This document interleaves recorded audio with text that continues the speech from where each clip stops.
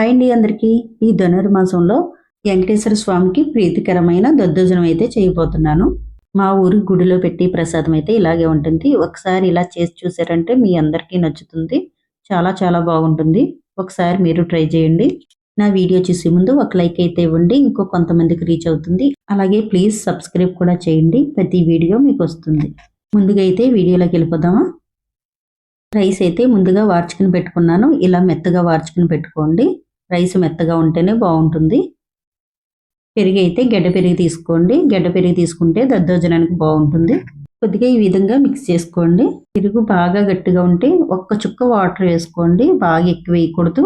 Mix చేసేసుకున్నాం కదా, కొద్దిగా పసుపు వేసుకోండి. తగినంత సాల్ట్ వేసుకోండి. చిన్న అల్లం ముక్క తీసుకోండి. అల్లం ముక్క కొంచెం పరగ్గా దంచుకోవాలి. ఇలా పరగ్గా దంచుకుని వేసుకోవాలి. అలా పలుకుల్లా తగులుతుంటే దద్దోజనం చాలా బాగుంటుంది. అది అందులో వేసేసుకోండి పెరుగులో. ఇప్పుడు సొంటి చిన్న ముక్క తీసుకోండి. బాగా మెత్తగా పొడి చేసుకోవాలి. ఈ విధంగా చేసుకుని పెరుగులో వేసేసుకోండి. పెరుగులో వేసేసుకున్నాక ఒకసారి స్పూన్ తీసుకుని బాగా కలుపుకోండి. మొత్తం అంతా ఈ విధంగా మిక్స్ చేసుకోండి. బాగా కలిపేసుకున్నాం కదా, ఇప్పుడు ఆ రైస్ అందులో వేసేసుకోండి.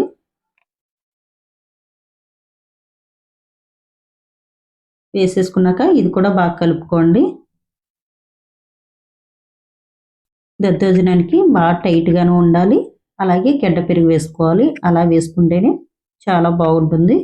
ముందుగా అయితే దద్దోజనానికి తాలింపు అయితే రెడీ చేసుకుందాం. ముందుగా స్టవ్ ఆన్ చేసుకుని స్టవ్ మీద ఒక కడాయి పెట్టుకోండి.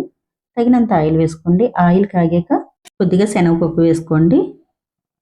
శనగపప్పు వేసుకున్నాక కాసేపు ఫ్రై చేసుకోండి. కాసేపు ఫ్రై చేసుకున్నాక కొద్దిగా మినపప్పు వేసుకోండి.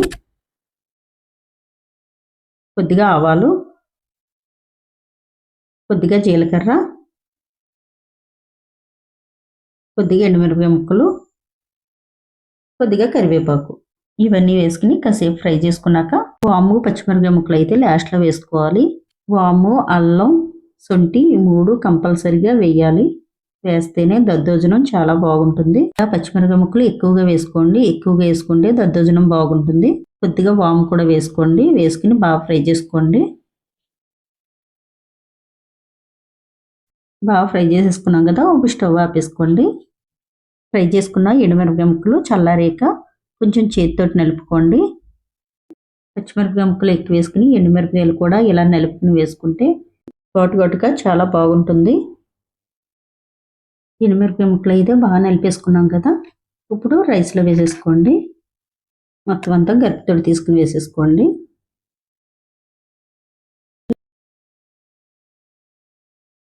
పోపు దినుసులన్నీ వేసేసుకున్నాం కదా, ఇప్పుడు కొత్తిమీర వేసుకోండి. ఈ దద్దోజనంలో కొత్తిమీర ఎక్కువగా వేసుకుంటే చాలా బాగుంటుంది. వేసుకుని బాగా కలుపుకోండి. ఈ ధనుర్మాసంలో వెంకటేశ్వర స్వామికి ప్రీతికరమైన దద్దోజనం అయితే రెడీ అయిపోయింది. నేను చేసిన దద్దోజనం అయితే మీ అందరికీ నచ్చిందా?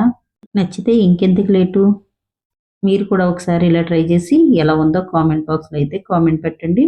అలాగే మీ ఫ్రెండ్స్కి, బంధువులకి కూడా షేర్ చేయండి. నా ప్రతి వీడియో మీకు రావాలంటే ప్లీజ్ సబ్స్క్రైబ్ చేయడం అస్సలు మర్చిపోవద్దు.